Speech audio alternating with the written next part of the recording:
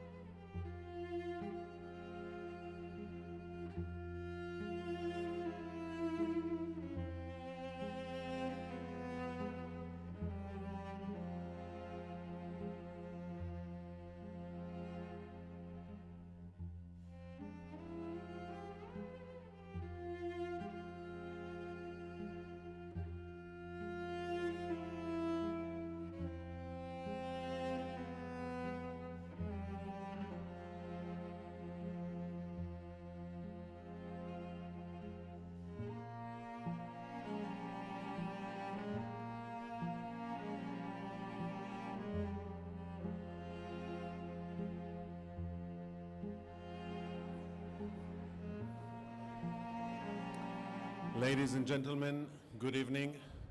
Please be seated. We will start in 2 minutes.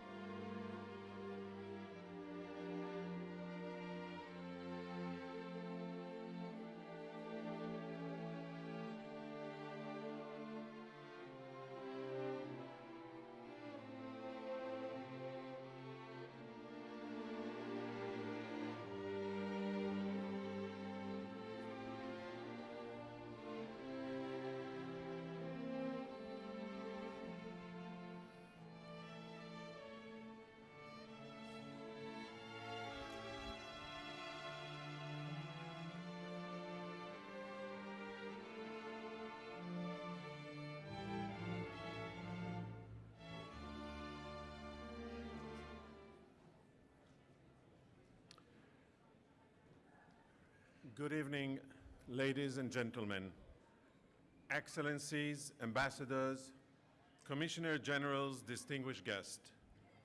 My name is Menachem Gantz, and I'm the spokesman and communication manager of the Israeli Pavilion.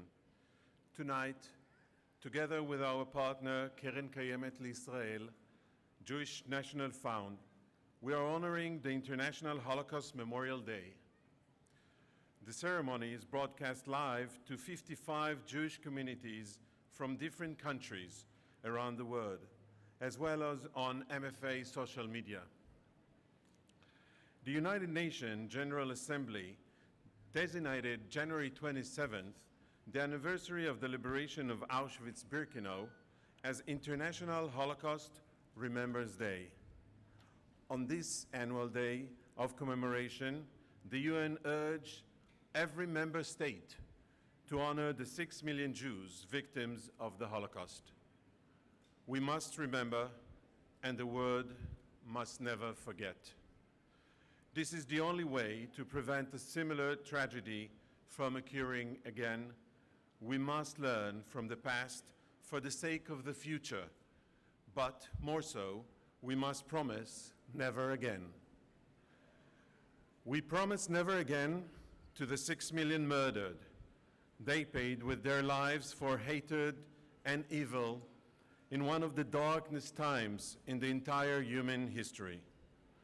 We must remember the evil, the danger of its existence, lacking in a wait for us and our children, but we must also remember the good, the human spirit, the overcomes evils, those groups and individuals who risked their lives by taking action to save so many Jews. It is that very human spirit which today is able to shape a future without hate, a future without racism. More than 27,000 writers among the nation, non-Jews, human beings, decided not to remain indifferent as the majority during those dark days and took action toward saving Jews during the Holocaust.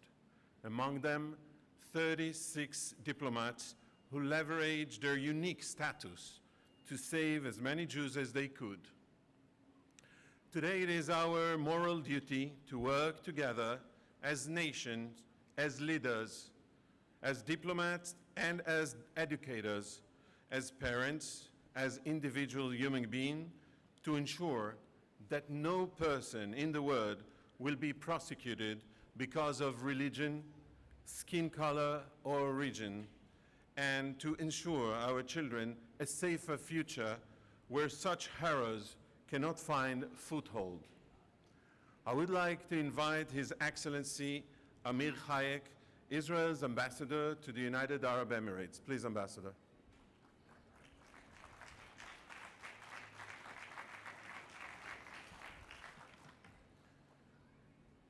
Thank you, Menachem.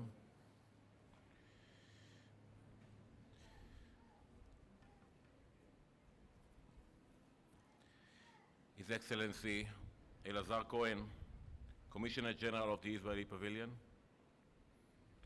His Excellency Najib Muhammad Al-Ali, Executive Director, Commissioner General, Office of Expo 2020 in Dubai. We like to be here. We're very honored to be here. Thank you. Excellencies, it is a great honor for me to stand here representing the State of Israel. Today, International Holocaust Remembrance Day, marked as the 77th anniversary liberation of Auschwitz-Birkenau, one of the most terrified places, death camps, known to humanity, where over 1 million people were brutally murdered there. Today, we remember the lives of 6 million Jews who were murdered by the Nazis. It is very important to remember the Holocaust, but no, it is not enough. We must stand against anti-Semitism in the strongest way we can, each and every place on earth. It is our responsibility to fight against it, against anti-Semitism and racism, in any shape and from anywhere. It will be a mistake to talk about the Holocaust as something that belongs to the past and leave it there. Every year in Israel, on Holocaust National Remembrance Day, there is a siren for 2 minutes. Millions stand remembering the most terrible period in the history of the Jewish people. I remember that as children, we used to talk to the survivors, and we saw the marking on their arms, a number that the Nazis tattoos on their skins. Instead of attaching a name of a human being, they saw violently murdered. As the year passes, less and less survivors are here to tell us their story. Less and less survivors are alive to tell us what they have been through. But we will not let their stories forgotten. I have here with me my spouse, Ifat. Ifat's grandparents had to escape from Europe, left their past and came to Israel to build a new life, left their dead families and came to build new families. But they never left their memories, neither do we. I'm standing here at the UAE, here in the UAE, next to my spouse Ifat and 3 of my children, Noah, Shira, and Jonathan. And we are remembering the members of the families of Galitsky family, the Kronenbaum family, the Turbiner family, and the Jakobiak family, among 6 million Jews that were killed only because they have been Jews. I'm standing here in the UAE, a Muslim country who their founders and leaders carry the flag of tolerance and respect to the other. I'm standing here proud as the first Israeli ambassador, and I'm thankful to the UAE and what it represents. We must remember, never again, יהי זכרם של המתים ברוך. רחמו אללה. שוכרן.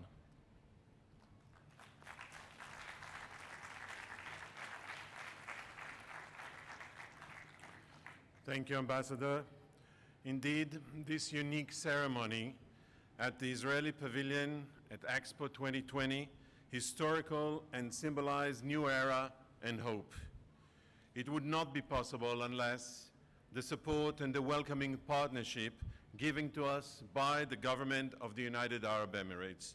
I invite His Excellency Najib Muhammad Al Ali, Executive Director, Commissioner General Office at Expo 2020 Dubai. Please, Your Excellency.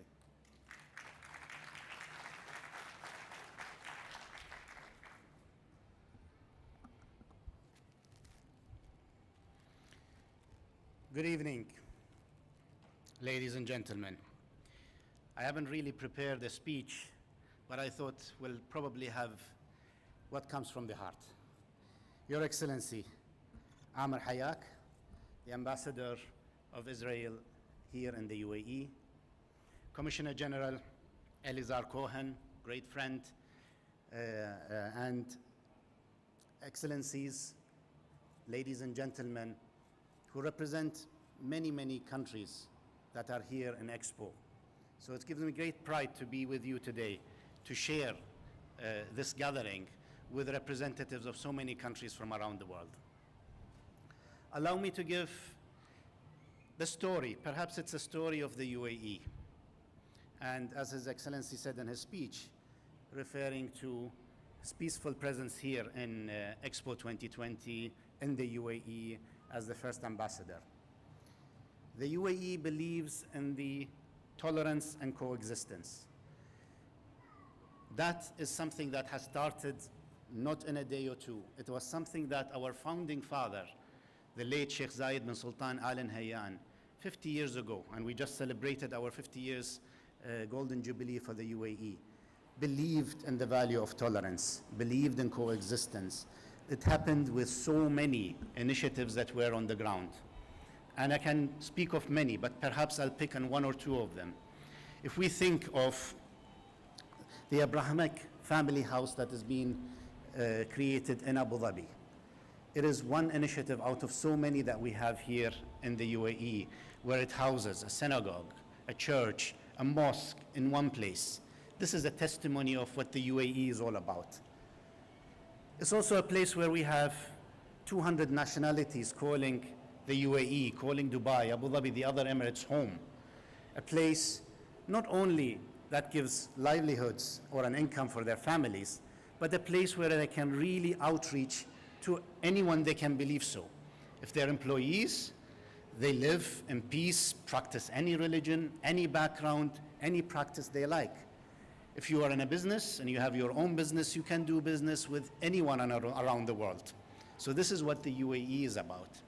And it gives me also great pride here in the Expo 2020 Dubai, very humbly, that we are actually housing or hosting 192 countries here in the Expo 2020. Gives us great pride in terms of having all of these countries participating with us. And by the way, this is the first time in the history of the World Expo that we are actually having and housing 192 countries in one World Expo. Let me elaborate a little bit into what that actually means. This is not just a possibility of a cultural dialogue with others to showcase what the countries have. Yes, that of course is there. But it's also a belief, a trust of all of the international community. And as I said, almost every single country in the world is here for them to take part in this expo. This is where they have the opportunity, as our theme, connecting minds, creating the future. Connect with each other. That is the best thing we can do. If you are a government, you have the opportunity of G2G, collaborations, bilateral meetings. If you are in the business sector, this is where you can actually make opportunities happen. If you are just a family, you can really reach out and see the cultures, experiences, because everybody would want to have peace. Everybody would want to be able to experience each other's cultures and backgrounds and foods and what have you. And this is, in the UAE, we have a practice that is a true reality, is not just a talk. By having 200 nationalities, we also have one of the most safe cities and country in the world, if not the safest country in the world. People enjoy and practice anything that they do by enjoying each other, by having the presence, by accepting each other, and that is the true value of tolerance, of coexistence. And With that note, I would like to hope for a great future for everybody, all the cultures, all the backgrounds, all the religious backgrounds, black, white, whomever you might be, hopefully living in a much better world than the past. Thank you very much.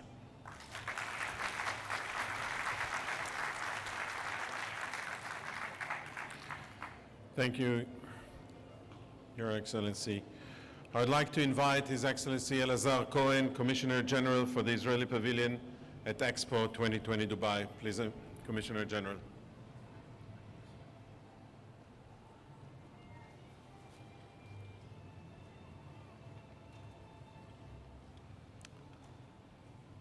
Ambassador Amir Hayek, Director General Najib Al-Ali, dear friends, good evening. The International Holocaust Remembrance Day is being held today around the world as part of the UN resolution, also here in Expo 2020 Dubai, commemorating the Holocaust,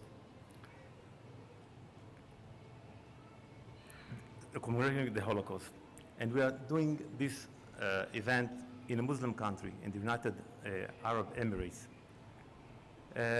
It's a very special occasion doing this event in the UAE. I think it's among the first time that such an event is being held in a Muslim and Arab country. Today, the embassy held such an event in Abu Dhabi, and we are holding it now here. But it's also unique and special opportunity because of the peace agreements recently signed between Israel and the UAE. In light of what we remember today, these agreements are agreements of hope. Hope and better future for our both peoples, hope for the countries in the region, hope for the entire world.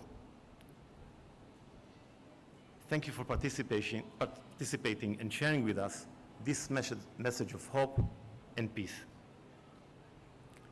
As mentioned here, in one of the darkest times that the world ever known, 6 million men, women, the elderly, and children were sentenced to death only for being Jews, born of anti-Semitism and xenophobia. Their loyalty to their homeland did not benefit them. Contribution to their societies in science, literature, economy did not defend them. They were all sent to their cruel death. But in this great destruction, there are also glimpses of hope. Individual candles burned in a storm whose glow could be sent from far away. These candles I speak of represent the heroic actions of the righteous among the nations, people who risked their lives to save lives of others. These women, men, and some even children teach us that courage, morality, and compassion did not disappear completely in those obscure days. Thousands of men and women who did not surrender their moral conscience, risking their lives and the lives of their families to save Jews, expecting no awards. This is the highest level of heroism, chesed shel emet, true charity. A tonight ceremony with your participation as a representative of countries at this world edition of the Expo, we have chosen to mark among the righteous among the nations the efforts of diplomats from many nations stationed across Europe during the Holocaust. These diplomats, as all other diplomats, had power and authority. As they witnessed the horrors occurring in their service countries, the diplomats decided to risk everything they have and to take action, an action beyond their duty, sometimes against orders from their own governments. We will mention them later this evening. They choose to use the powers given to them by their country and follow their conscience to save lives of others, of tens of thousands of Jews, risking their own professional careers, their lives, and the lives of their families. And for that, we are grateful. The Talmud says, "Kol hamatzil nefesh achad miYisrael, kilu hitzil olam shalem." And in English, he who saves one soul is revered if he saved the whole world. And indeed, the heroic action of the righteous among the nations saved not only Jews, but the dignity of the entire humankind. The Israeli Ministry of Foreign Affairs and the Yad Vashem, the World Holocaust Remembrance Center in Jerusalem, produced the exhibition Beyond Duty, the exhibition you see here and you see later. This exhibition presents and acknowledges these 36 diplomats and their actions with our deepest gratitude. We appreciate your participation in an event meant to remember and never forget. Remember the victims of the Holocaust and the actions, the bravest actions of the righteous among the nations. Thank you very much. Shukran.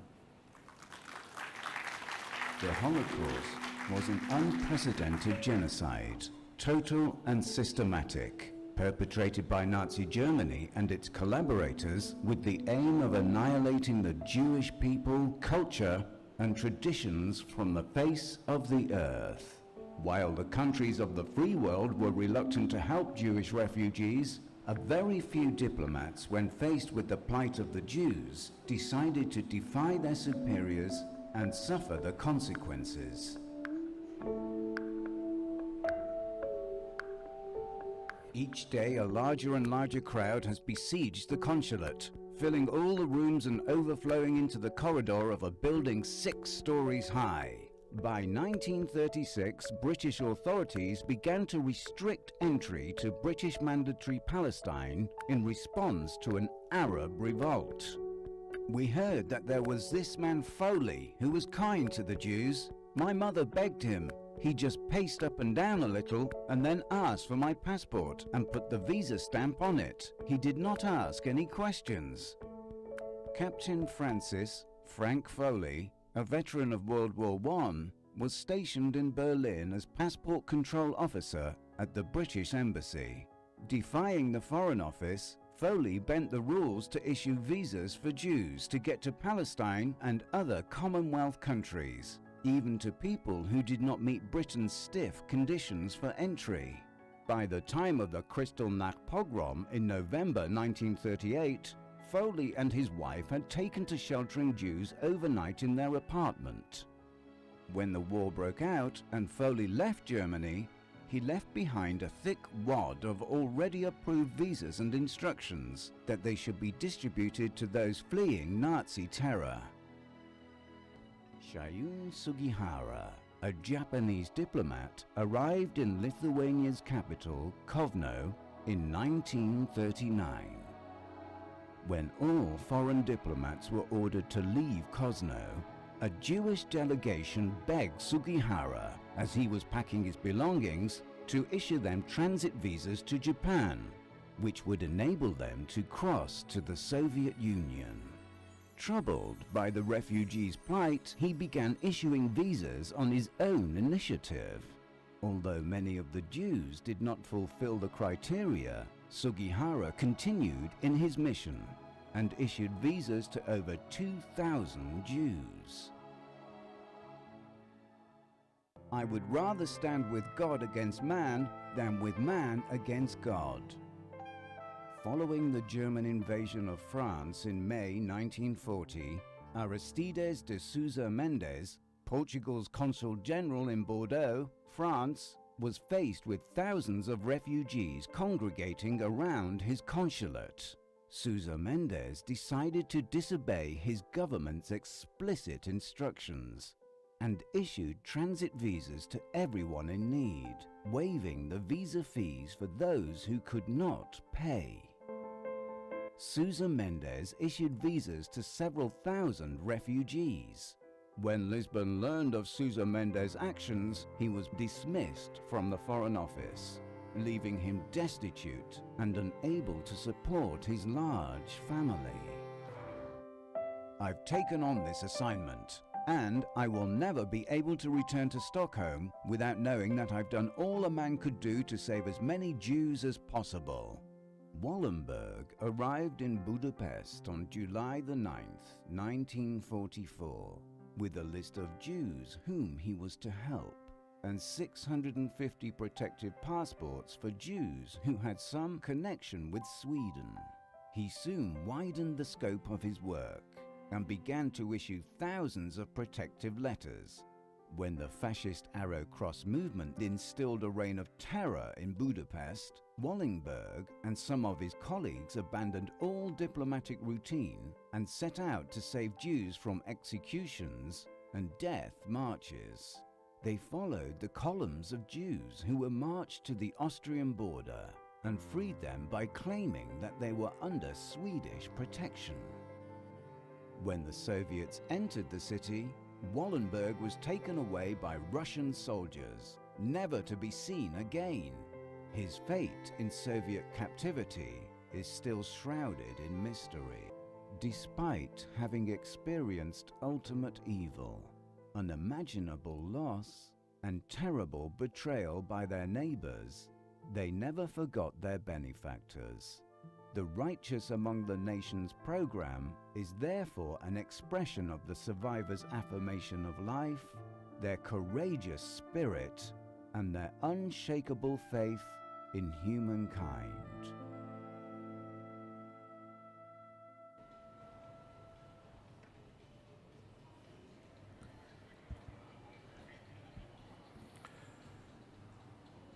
In the summer of 1943, Hitler put a secret command for the final solution of Denmark's Jews, which would take place on the evening of the Jewish New Year.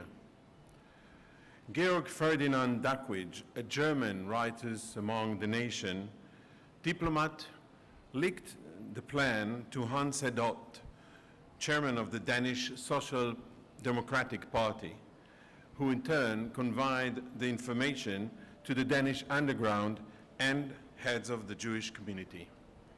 The Danish people, including educators, business persons, hospital managers, mayors, and local activists, all joined the effort in informing the Jews and quickly concealing them from the Nazis.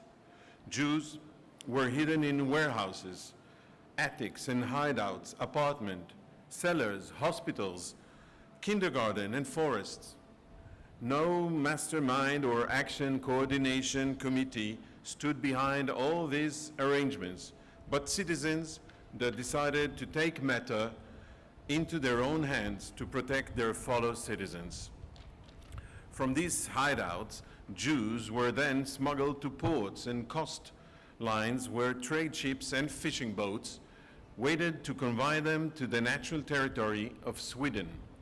At night, and despite the watchful gaze of the Nazi Navy in the Northern Sea, the Danish boats crossed the sea, and it took them 600 trips to carry the Jews to safety in Sweden. 1943, the eve of the Jewish New Year, saw the Swedish government broadcast a special radio announcement. It is opening its door to Jews. This government policy made it possible to run the campaign to save Danish Jews, and 99% of them were saved from the Nazis.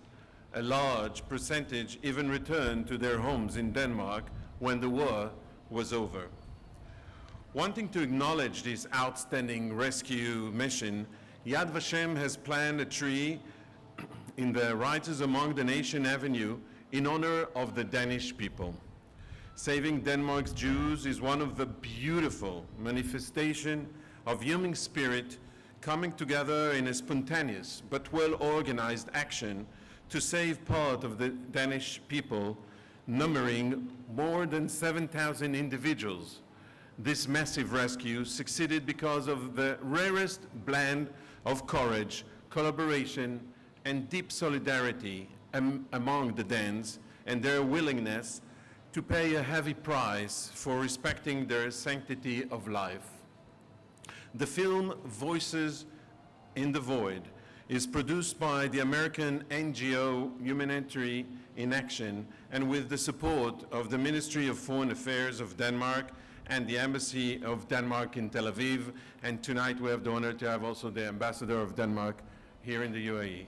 Thank you, Ambassador, for your presence. The film tells the story of the rescue of Danish Jews during the World War through the eyes of Rebbe Bent Malchior, whose family avoided detention and deportation thanks to the assistance of the Danish compatriots. Malchior was 14 years old and later became the chief rabbi of Denmark and an important voice in the public debate in Denmark. You're invited to view the film in the main hall at the end of this ceremony. I now invite you, as you watch the live broadcast and together with guests here at Dubai Expo 2020 Israel Pavilion, to stand in honor of the Holocaust victims' memory for a minute of silence. Please raise.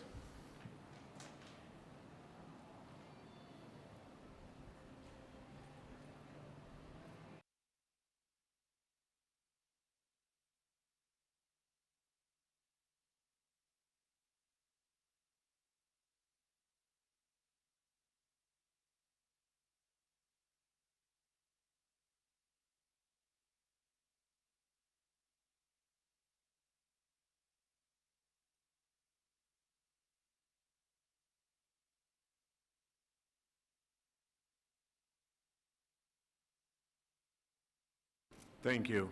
Please be seated.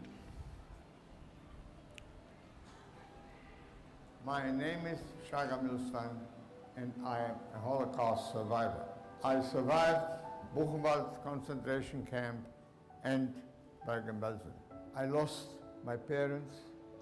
My father died in Buchenwald and my mother in Bergen-Belsen, and many of my relatives, aunts, uncles, cousins were deported from the ghetto to Treblinka and died there.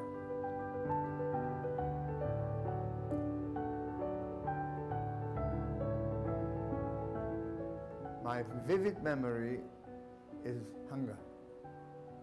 Hunger was a very, very prominent fact. When the war ended and the British liberated the camp in 1945, over 12,000 unburied bodies were found. Most of them died from hunger and illnesses. The sight of heaps of dead bodies is still vivid in my memory. The knowledge of the Holocaust is important because it illustrates to what the inequality in the treating of others as inferior can bring to. The Holocaust did not start with gas chambers. The Holocaust started with differentiating between human beings and seeing some of them as inferior and others as superior. Join the We Remember campaign for Holocaust Remembrance Day. Write the words "We Remember" on a sheet of paper. Take a picture holding the sign and post your photo in the social media. Together we can ensure that the past is never forgotten.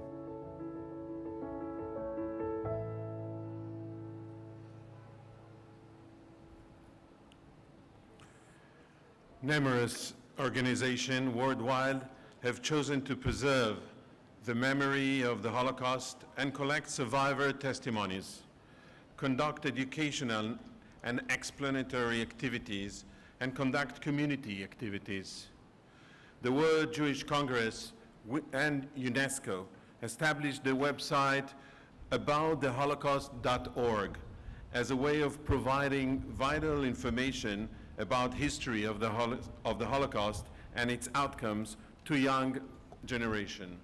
Some years ago, the organization started to run a campaign titled We Remember, which gained public attention and encouraged young adults, public opinions, influencers, and community leaders to declare their commitment to remembering and never forgetting. Especially now, when social media platforms are flooded with harmful content that is being disseminated under the guise of protected freedom of expression, that false conspiracy myth by minority groups are spreading like wildfire. Having the public recruit to a social campaign in which each and one declares her or his intent to remember the Holocaust is more important than ever, and with rise hope that a new era of equality, coexistence, discourse, and acceptance of the other could establish itself. I wish to invite the alternative Prime Minister of Israel, the Minister of Foreign Affairs, Mr. Yair Lapid, to present his message for the day. My father was 13 in the Holocaust.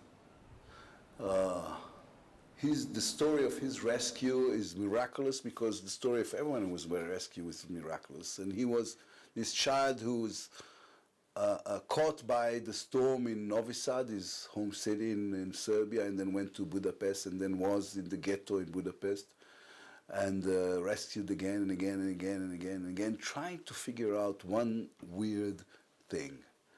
Why is it that the world wants to kill him? Why is it that the entire machine, the government, the army, the world, wanted to kill a 13-year-old who did no harm to nobody? And many years later, him and I, we went to Novi Sad and Budapest, and we've discussed things in a way a father and son don't usually do. And I've asked him, I said, Dad, how did you feel during those years? And he said, guilty. And I said, why guilty? And he said, because I was a good kid. And it was so obvious that the entire world wants me dead, and I refused to die, so I knew I'm not a good kid anymore, and I wanted to be a good kid. So more than anything, he said it was childish, it was weird, but more than anything, I felt guilty for being alive. I'd like to end this with a prayer. It was composed by my friend and teacher, Chief Rabbi Lord Jonathan Sachs, who of blessed memory, and he said, we know that whilst we do not have the ability to change the past, we can change the future.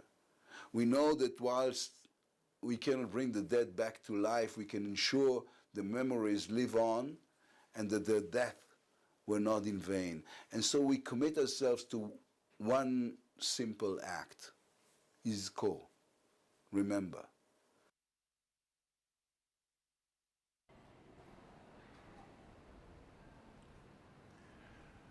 I'll now invite Neve Shachar, KKL-JNF, Director of the JCC region. Please, Neve.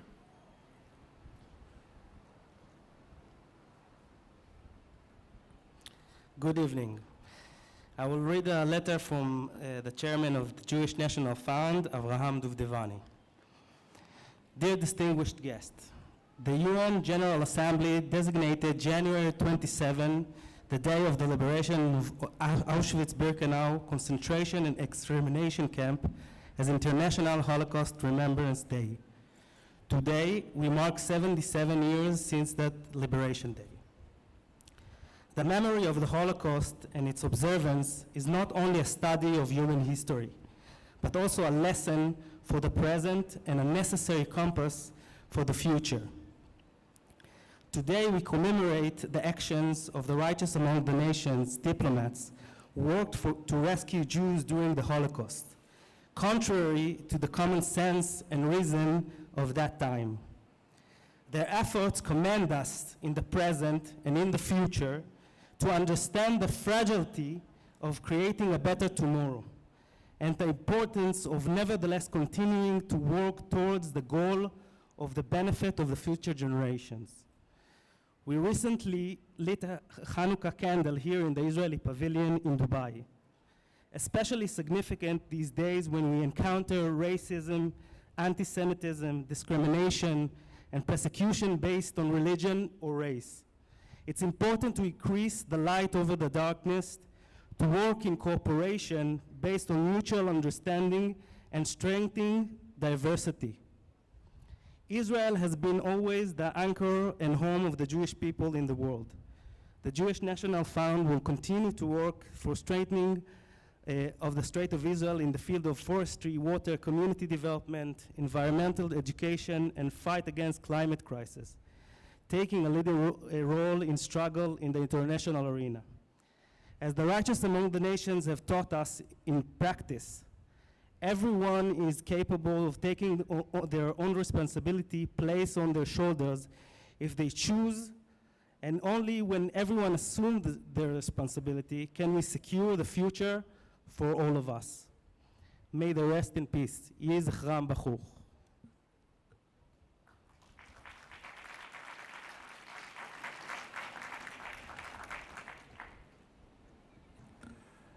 As mentioned, it has been 77 years since the Auschwitz extermination camp was liberated.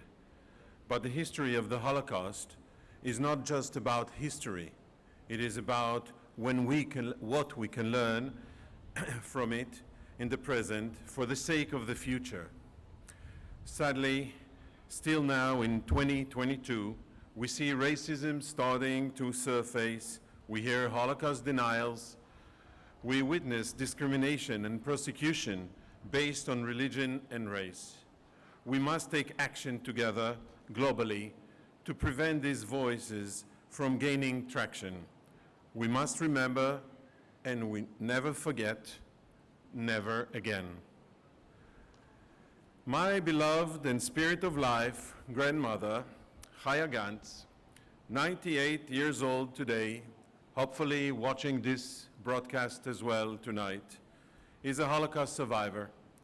She was deported to Auschwitz-Birkenau in April 1944, together with her entire family. They were part of the Hungarian Jewish community, the largest community to be eliminated in the shortest time.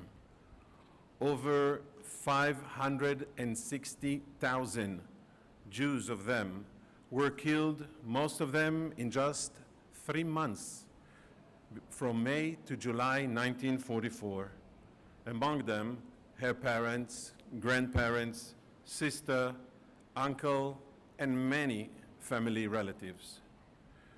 She was liberated, barely alive, in April 1945 on the other side of Europe in Bergen-Belsen.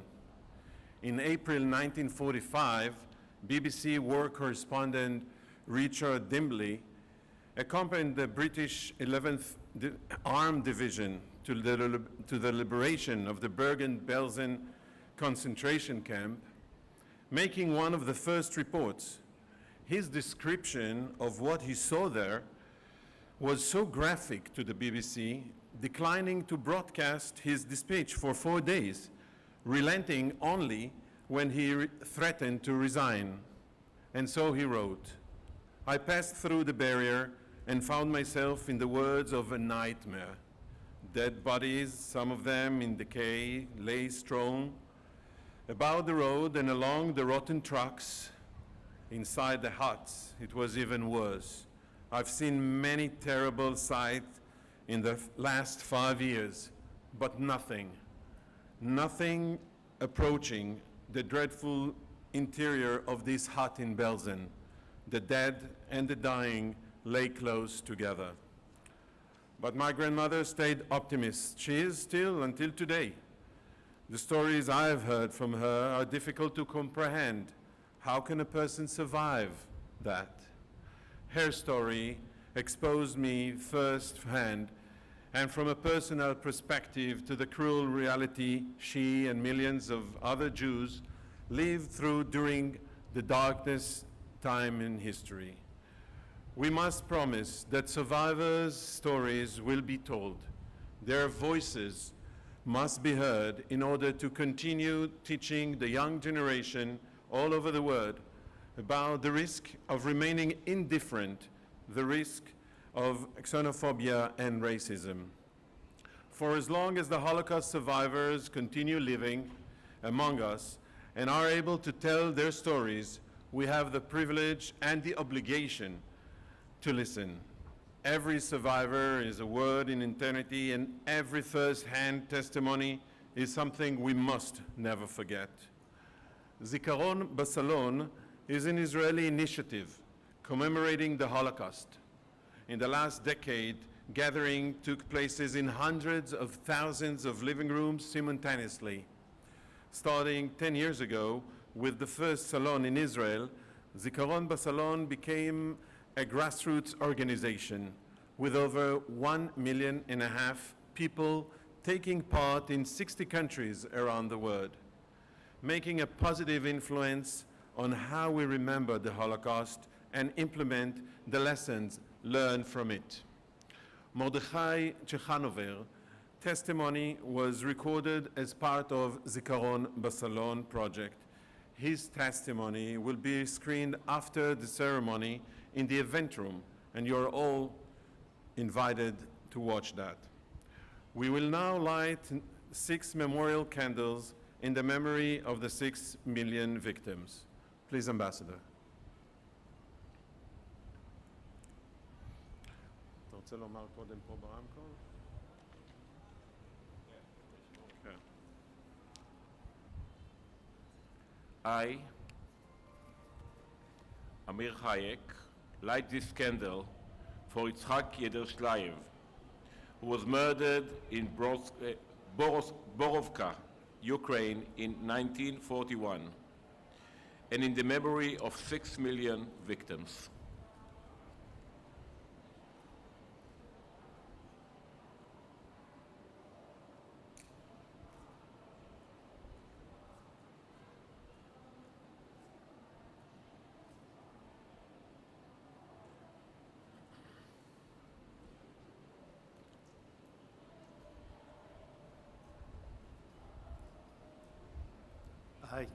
I, Elazar Cohen, light this candle for Linka Steyer, who was murdered in Auschwitz camp in 1944, and in memory of 6 million victims, among them the family of my wife, family Azrael from Berlin, and family Bash from Hungary.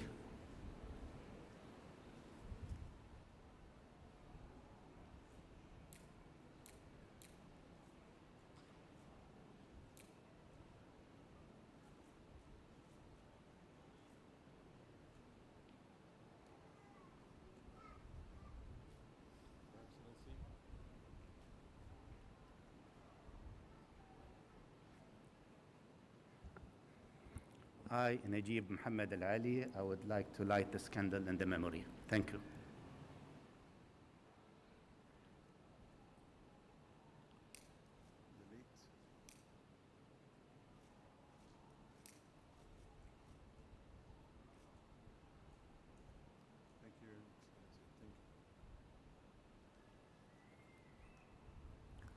I, Dalit Yardeni, light this candle for Rosa Gimpelevich, who was murdered in Poland in 1940, and in the memory of 6 million victims.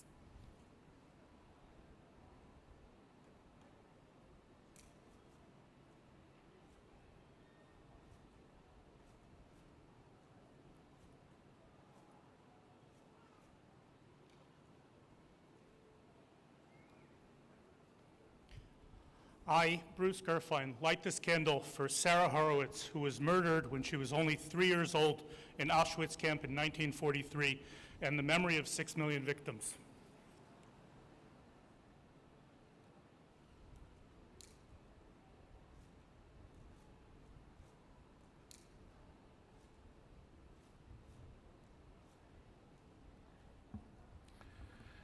I, Menachem Gantz, light this candle for the memory of Wolf Popowski and for the memory of my great-grandfather, Shloime Zalman Bistritzer, Zichrono Livracha, who was murdered in Auschwitz in 1944, and in the memory of 6 million victims.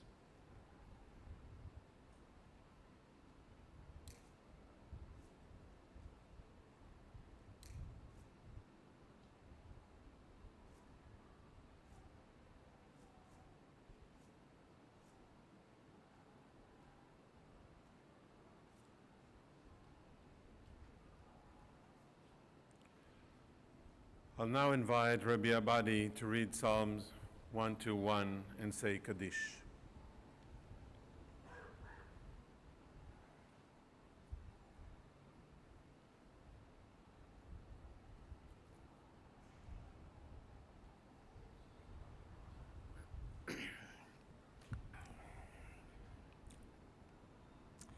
שיר למעלות אשא עיני אל ההרים מאין יבוא עזרי עזרי מעם אדוני עושה שמיים וארץ אל ייתן למות רגליך אל ינום שומרך הנה לא ינום ולא יישן שומר ישראל אדוני שומרך אדוני צלך על יד ימינך יומם השמש לא יככה וירח בלילה אדוני ישמורך מכל רע ישמור את נפשך אדוני ישמור צאתך ובואך מעתה ועד עולם. Psalm 121, a song of ascents. I lift up my eyes to the hills. Where does my help come from? My help comes from the Lord, the maker of heaven and earth. He will not let your foot slip. He who watches over you will not slumber. Indeed, he who watches over Israel will neither slumber nor sleep. The Lord watches over you. The Lord is your shade at your right hand.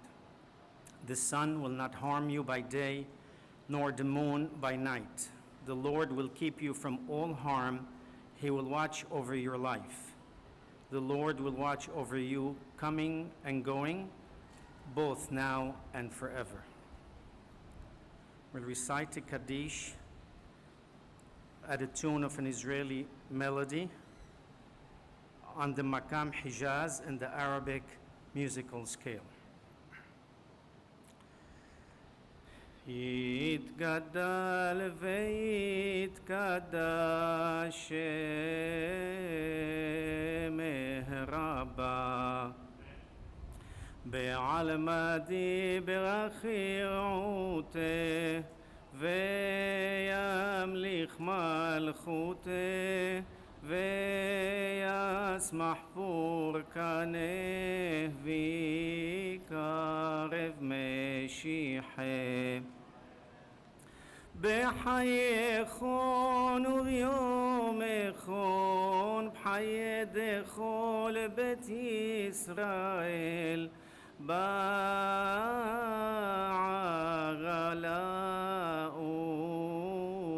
ובזמן קריב ואמרו אמן.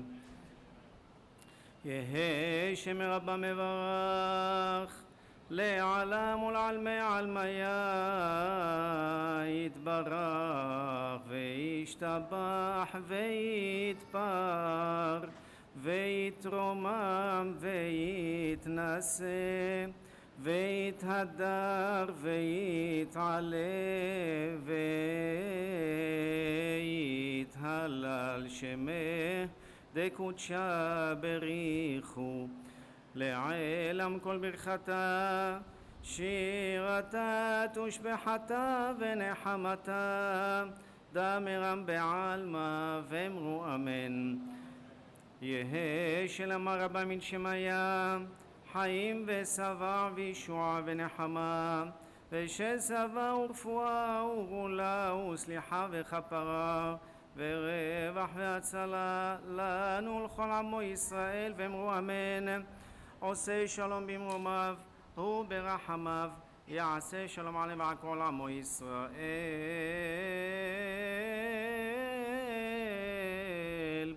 ואמרו אמן.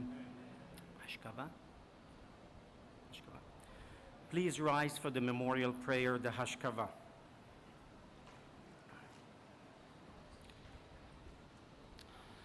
והחוכמה מאין תימצא ואיזה מקום בינה אשרי אדם מצא חוכמה ואדם יפיק תבונה מה רב טובך אשר ספנת ליראך פעלת לחוסים בך נגד בני אדם מה יקר חסדך אלוהים ובני אדם בצל כנפיך יחסיון ירוויון מדשן ביתך ונחל עדניך תשכם אשת חיל מימצא ורחוק מפנינים מכרע שקר החן והבל היופי שירת אדוני היא תתהלל תנולה מפרי ידיה והללוה בשערים מעשה הטוב שמשמן טוב ויום המוות מיום היוולדו סוף דבר הכל נשמע את האלוהים ירא ואת מצוותיו שמור כי זה כל האדם יעלזו חסינים בכבוד